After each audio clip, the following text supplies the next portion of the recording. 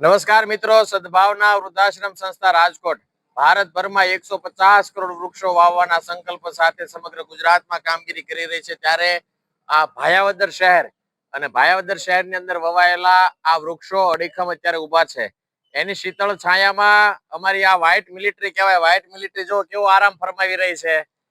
આ ભાયાવદર શહેરના વડીલો અહીં પોતાનો નિરાંતનો સમય પસાર કરે, પોતાનો વ્યતીત જે કરવાનો હોય, જે જિંદગીને પાછોતરા દિવસો છે એ પાછોતરા દિવસો વૃક્ષોની શીતળ છાયામાં પસાર કરે અને એવી ટાઢક મેળવે આ વૃક્ષો નીચે બેસી એક એક વૃક્ષ આવનારા 200 વર્ષ સુધી આ પૃથ્વી ઉપર આ ભાયાવદરની ધરતી ઉપર રહેશે.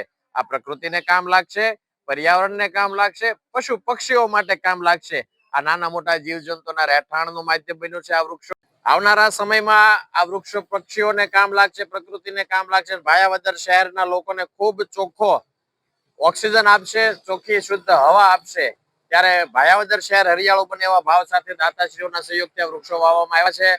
દાદા, વૃક્ષો નીચે બેસવાની મજા આવે છે ને? બહુ શાંતિ મળે છે. નિવૃત્તિનો ટાઈમ કાઢવાની અહીંયા ટાઈમ પાસ થઈ જાય છે. ઉનાળાની અંદર અગર તો અત્યારે બેઠા હોય તો ટાઈમ તમારો પાસ થઈ જાય. ખૂબ સરસ. આ વડીલોને શાતા મળે છે, ખૂબ એને નિરાંત થાય છે. આ વૃક્ષો નીચે બેસી એની છાયામાં બેસી અને ખૂબ આનંદ લે છે. અમારા વડીલો કદાચ કહી શકાય કે આ દેશની વ્હાઇટ મિલિટરી ગણાય એવા વયોવૃદ્ધ વડીલો આ વૃક્ષો નીચે બેસી અને ખૂબ આરામ ફરમાવે છે.